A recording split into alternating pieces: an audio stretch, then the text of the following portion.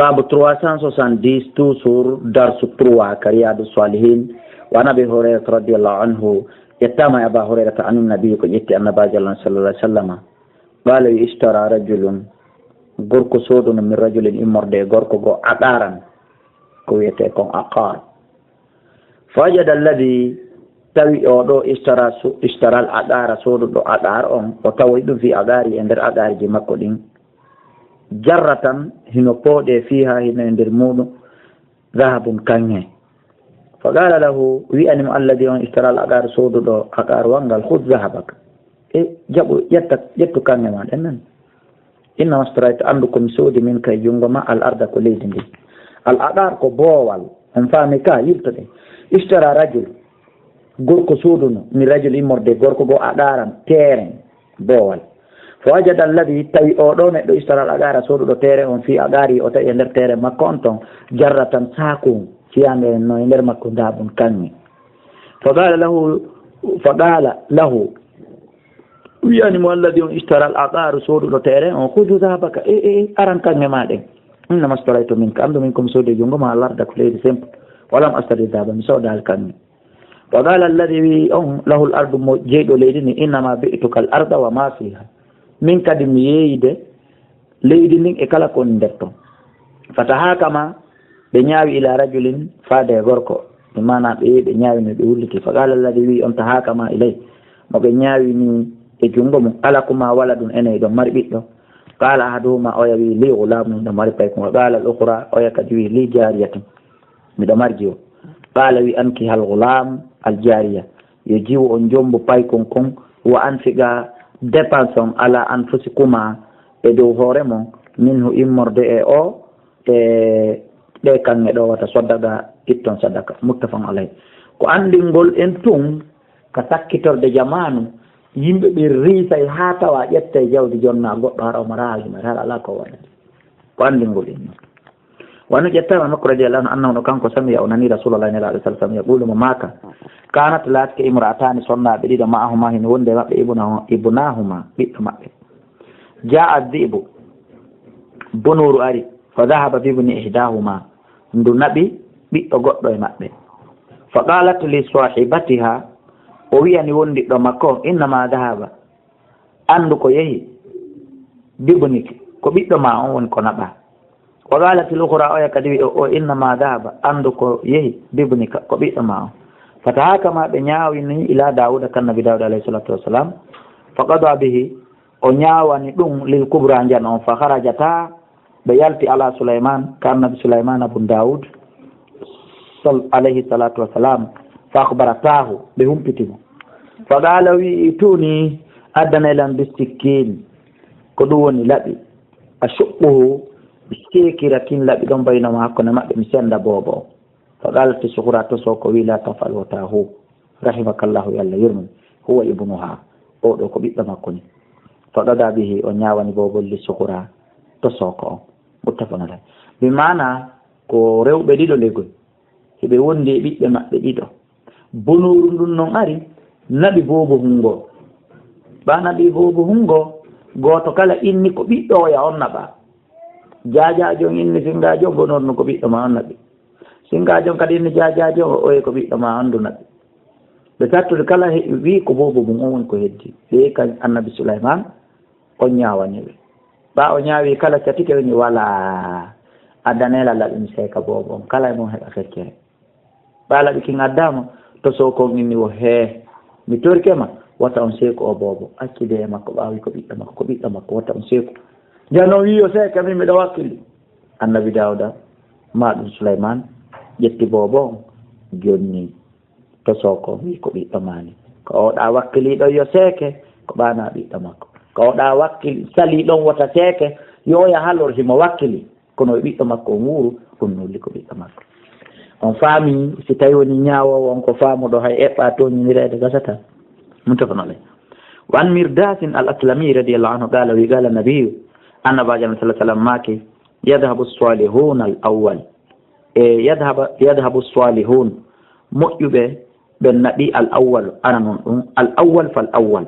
moƴƴuɓe ɓen feƴƴi arano par arano wata bo ga heddike husalatun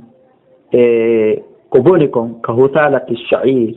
wano deeli ngawri wano ko boni kon e ngawri ndin a wittamri ma tamaroje ɗen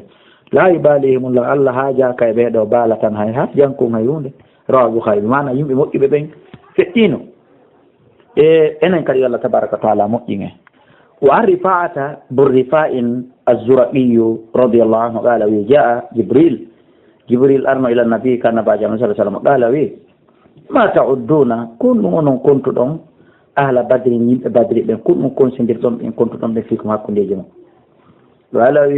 من أفضل المسلمين كجاب يقول بيتدل الجلوين أو كلمة ما أولي كونغول نحو أكون نندي تتاينغول قال وكذلك كون من شهد بدرا كلا توا غير بدر kadi minal malaikati immorde malaika ɓen haray ko noon ɓen ɗon kadi teddiri hakkude tikke rawal Bukhari ko ma Bukhari ko fiji hadis o wa an Umar yettama senna Umar radiallahu anhu qala wi qala rasulullah sallallahu alaihi wasallam nelaɗo make ida anzala allahu taala si allah on jippini be qawmin e yimɓe adaba lette asaba al adaba lette ɗen heɓay man kana fihim kala laatiɗo e maɓɓe bonnuɗo omo bonnawo toñuɗo omo toñawo summa bo iso refti ɓe yimmintino yeno ñande darga ala amalim e hoore golleli maɓɓe ɗin bonnunoɗo immitora wa bonnuɗo wonnoɗo moƴƴinde immitora wa alhaali moƴƴo muttafan alayhi masalan jon daari wano lagine ɗoni ko tawi kon courant ala ndiyan ala laawi ala wona fo bonni wona fo faggati fita courant e ndiyan heɓo kono dendanangal wonɓe lagine ɓen ɓe fof ɓe jogii soñdiagu leydi ndi wiftagol angal courant e ko nandi ka tawi ɗin ɗo piiji si lette ɗen ari ɗi huuɓitay fof kono noon ñande dargal goto kala immitoyto e hoore alhaali muɗum wan jabirin ƴettama e jabir radiallahu anhu qala wi kana laatino gise on e jullere tamaro yaqumu ilayhi nabi nde nelaɗo Allah sallah sallam darotono nden e muɗum yaani fil hutuba ka hutuba adi juulirde nelaɗo nden darnede ɓaɓe hewti Madina hari koye hoore jullere tamaro ɓe ƴawaynoɓe hutuba falamma wudi al minbar ɓa juulirde nden darnama minbar waɗama sami'na min nanani lil jehi e jullere tamaro nde misla sawtil ishar sifa ngeloba duñumba no ñuñirta min nan hito jullere tamaro nden no wulla hino ñuña hatta nazala annabi sallallahu alaihi wasallam hane laaɗo Allah jippi fa wada'a yadahu ɓe waɗi junngo maɓɓe ngo alayhi e hoore mayre kayre jullere nden on sey fa sakana nde deƴƴi on faami fa fi riwayatinaɗe fillay falamma kana ɓalat tewmo juma ñalande juma kaade nabi annabajo Allah sallallahu alaihi wasallam ƴawoyi alal minbar ka hoore minbar ɓe ƴawoyaali ka jullere tamaro fa sahati nakhla jullere tamaro ndin siiki nde haaci allati nden kana nde laaɗo laatino yaktubu omo kutubayno inda e muɗum hatta kadata ha mbe eɓɓi an tan saɗɗande nde seekoto jullere tamaro wulli fi nelaaɗo an a ibnu adama hiɗa jooɗi nelaaɗo no haɗuma hiɗa sali accude nelaaɗo hino yamirma hiɗa sali huuɗo fatto yi jullere tamaro no yiiɗi nelaaɗo ha wulli fi nelaaɗo sahabaɓe nani kadi ko juulirta tawi o fi watin noari e fillaye fa sahat nde sonkiri si yaha sabiyi no boobo hum sonkirta fa nasala nabi annabajo Allah sallallahu alaihi wasallam jippi hatta akada haɓe nangede fa damma ilayɓe ƴetti nde ɓe takki e maɓɓe fa ja'alat nde wonti ta innu hinde otta hinde lisa anina sabiyi no boobo hum lisirta alladi kun yusakkat wona kon fankinede hatta istaqarrat hande deeƴi hande ñiiɓe nde fanki ɗaala nelaɗo makiɗo hande ko ley jullere wulli bakkat nde wullu ala ma kanat e dow ko nde laatino kon tasmi o hinde nanayno min addekri immorde waaju ngun joni noon nde akkiti nande joni koko gangunal ko juulide mon ƴewde mi kutuba rawahu Bukhari koyma Bukhari ko fille édition wa abi Tha'labata al-Khushani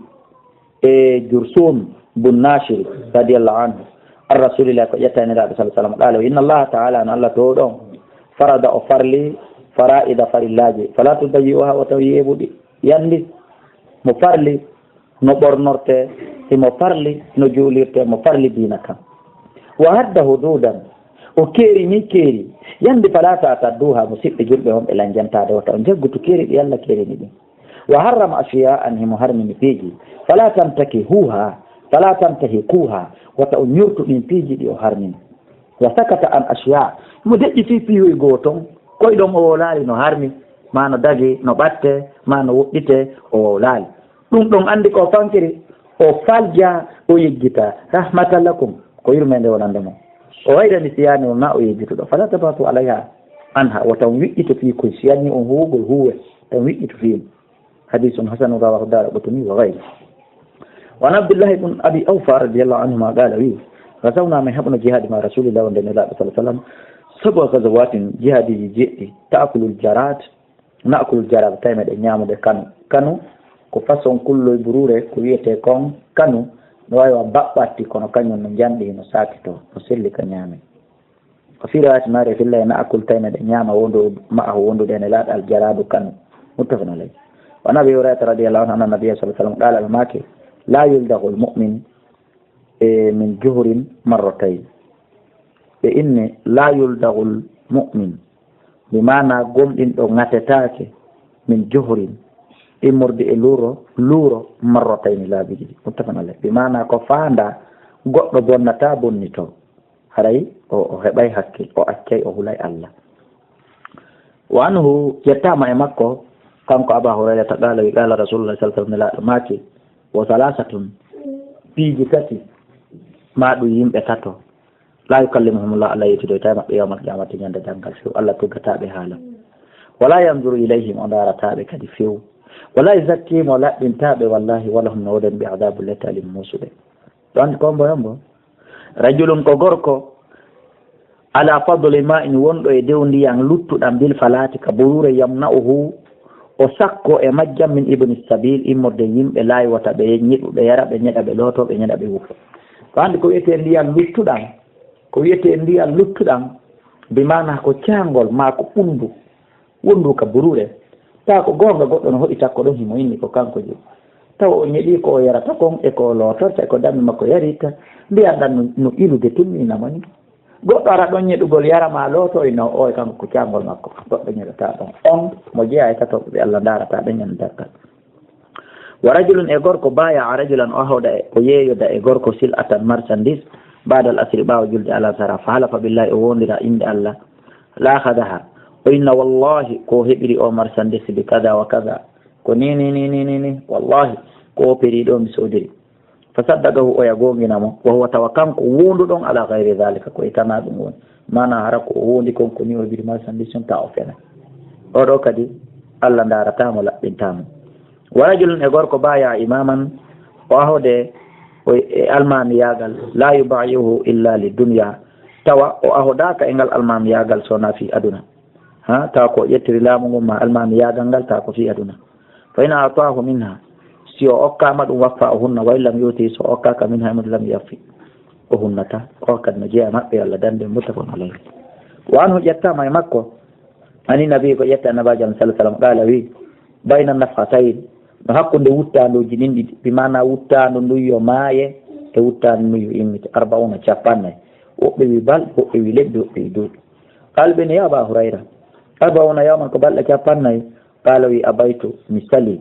qala wi 40 sanatan ko duuɓi capannayyi qala wi abaytu mi sali qala wi 40 shahran ko lebbi capannayyi qala wi abaytu mi sali wayabla ko ɗiggiri ni wayabula wo ɗiggay lanna kullu shay'in kala hunde minal insan immorde neɗɗo on maaya ñola fo wonta leydi illa ajiba zambi sona ɗi wonkun ka keeci neɗɗo on ɗo kum ɗo tu woni ñolata few kum ɗon hunde watta kum wa yurakkabul halq hande kadi taggu makko ngon koye kum ɗon waɗɗidirte yowidire tumma yunazzilu la refte Allah jippina mina samayti kasama ndiyan fa yanbutuna ɓe fuɗa kamɓe yimɓe ɓe kama yanbitul baklu wono puɗɗi ɗin fuɗɗirta ka leydi muttafaqun alayh wa anhu ƴettama e makko qala wi e baynama annabiyu tumati tawno annabaji Allah on sallllahu alayhi wa sallam fi majlisin himo jonde yuhaddisu qawma himo yewtudude e yimɓe ɓe ja'ahu arabiyun arabiyankejo arimo fa qala inni mata saat nelaɗo kontuma dargal darto wa mada rasulullahi sallah sallam nelaɗo Allah on sallllahu alayhi wa sallam yeehi continue yuhaddisu nasa hiɓe yewta yimɓe ɓe fa qala ba'du qawmi yoga yimɓe ɓen inni sami'a o nani ma qala ko wi kon fakariha o añu tun jabagol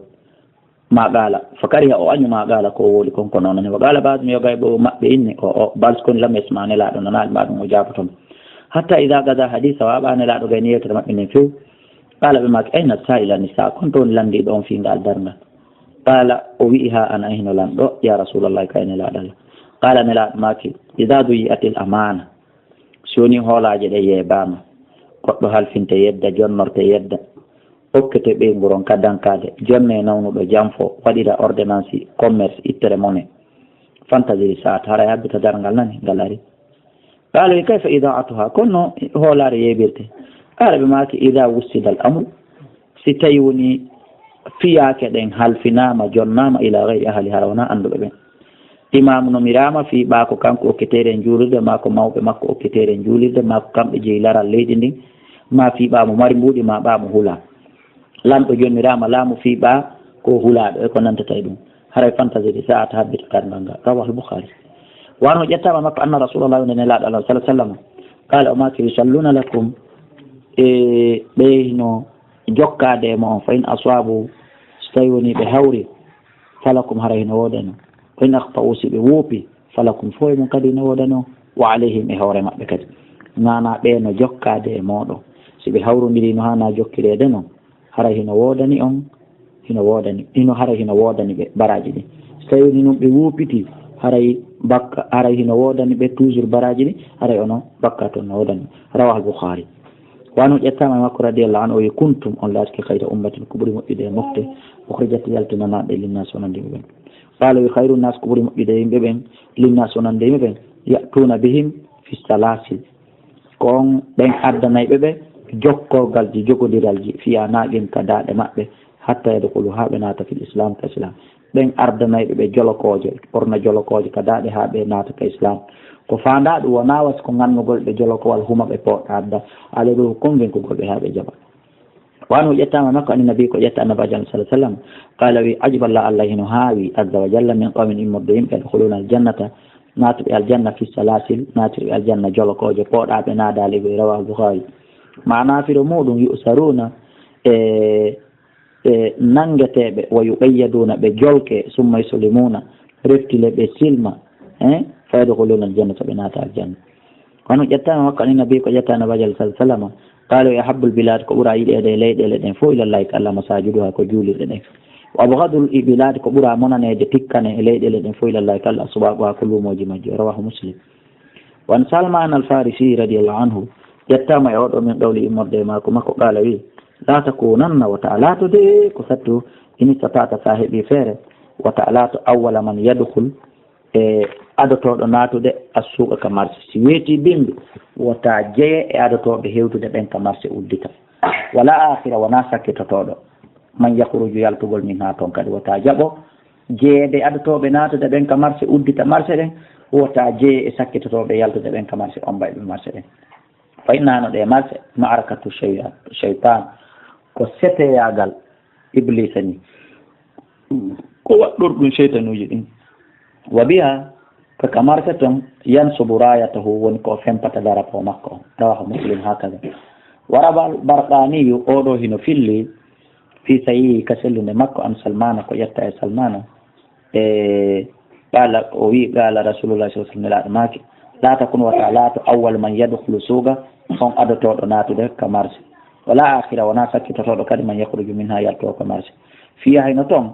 baado cheytan beeli seytane ɗin wa farraha e cofe seytane ɗen wata aɗo natude toon wata sakkito kadi yaltude toon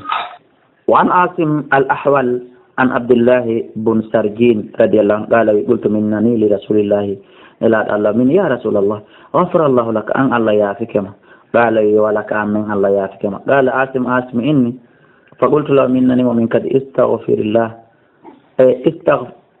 istaghfara laka rasulullah sallallahu alaihi wasallam nelaɗo Allah on insinani kema qala wi na'am hi walaka amme an kadi nelaɗo insinani kema thumma tala hadhihi al-aya defti o jangi oɗo aya wastaghfir insinan li dambika bakkatuji maɗi walil mu'minin wal mu'minat rawahu Muslim wa nabi Mas'ud al-Ansari radiyallahu anhu qala wi qala nabi annabi sallallahu alaihi wasallam innama adraka an-nas andu ko yimɓe ɓen hewtitorta min kalamin nubuwata immorde kongoɗi annabako alula arano ngun ida lam tastati so tawi woni ɓe heɓali feere so tawi woni ida lam tastati tastahti ida lam tastahi so tawi woni a heɓali feere fasma haray huuma siita kala ko heɓuɗa feere rawahu Bukhari wa an ibn Mas'ud radiyallahu anhu qala wi qala an-nabiyyu annabajo sallallahu alaihi wasallam maki awwal ma yuɓuda ko adoyte ñawoyede bayna nas hakkude ɓe yawmal qiyamata ñandirandal fiddimayi ko fi ɗeɗoƴije soppuɓe yimɓe barminɓe yimɓe helɓe yimɓe hara ko ɗum ɗo adete ñawede joni ƴiƴanɗa hetta haqqe muɗum on siko piijode teɗi ñaawe. Allahu akbar. Mi torki Allah wata en yaade e ƴiƴa goɗɗo ka dargal, Allah wata goɗɗo kadi yaade e ƴiƴa meɗen ya rabbi. Amin. Muttafaqun alayh. Wa an Aishata radiyallahu anha qalat ɓe maki qala rasulullahi sallallahu alaihi wasallam o nelaɗo Allah o maki khuliqatil malaikatu malaika ɓen tagama min nurin immorde annora wa khuliqal janna jinnaji ɗin tagama min marijin immorde mboyowe ilowe min narin immorde yiite o khuliqa adam baba meɗen adama tagama mimma wusifa lakum immorde gonko sifana ɗon ha faamu ɗon ɗum woni e loopal ɓalewal. Rawahu Muslim. Wa anha ƴettama enen Aisha radiyallahu anha galat ɓe maki kana latike khuluqu nabiyillahi gekku annabajo Allah sallallahu alaihi wasallam o alqur'ana ko alqur'ana. Rawahu Muslim fi jumlati hadisin ɗum ittama e nder e moɓodiral hadise tawilin juutuɗo. Wana ƴettama enen Aisha fahin galat ɓe maki qala rasulullah sallallahu alaihi wasallam laɗo maki man ahabba kala yiɗɗo liqa Allah hawrugol e Allah ahabba Allahu hara Allah kadi hino yiɗi liqahu ko hawri kon e makko e mana kala yiɗuɗo hawrugol e Allah hara hino welti hara Allah kadi no weltanimo. Afwan man habba kala yiɗo liqa Allah hawrugol e Allah ahabba Allah hara Allah kadi hino yiɗi liqa'ahu hawrugol e makko. Wa man kariya kala anyiɗo liqa Allah hawrugol e Allah kariya Allah liqa'ahu hara Allah kadi ko noon anyiri hawrugol e makko tonin ton sa wi a ñamata foññi Allah wi'ay kañum rewata ka fakkere tode fa qultu minhu ne laaɗo ya rasulullah akarahiyatul mawti ene ko añugol mayde woni ko fanda añugol yiidugol Allah fa kulluna haray so ko ɗum ɗo goto kala amen nakrol mawta no añu mayde qala maki laysa kadhalika wona ɗum walakin naskoni almu'min gomɗinɗo ida bushira so weltinirama bi rahmatillah yurmede Allah nde warid wani e yerle e makko omo jannati aljannaji makko ɗi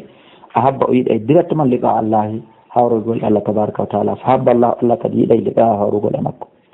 Wa innal kafir ande no kefeɗo ida bushira so humpitama bi azabillah filette Allah ɗe o sakati e tikkere makko nden direct kariha o añay liqa Allahi hawrugol e Allah wa kariha Allah kadi añay liqa hawrugol e makko. Rawa Muslim ko imam Muslim ko fili édition haray ɗo noon yeehi ha hella 22 minutes hara en waɗay ɗo pause yiltoɗe rewtoɗen ɗum ɗo kadi hara hino numéro téléphone ji ɗin kala ko tawata on famali ndaygu ngu hino fanɗi ko wona janggirede kon hino niɓɓiti haray kala ko tawata on famali e muɗum saabu yurnagol ngol e tewrugol ngol e fanɗugol alluwal ngal ma ko tawata on faami hiɗon faala weltade fo muɗum hino tiggi haray numéro téléphone ji ɗin 664 60 53 09 même numéro e réseau ji lagini ɗin fof ka Facebook ka Skype ka YouTube fo e mum on waɗa e Abdoulaye Kala @gmail.com wallahu a'lam.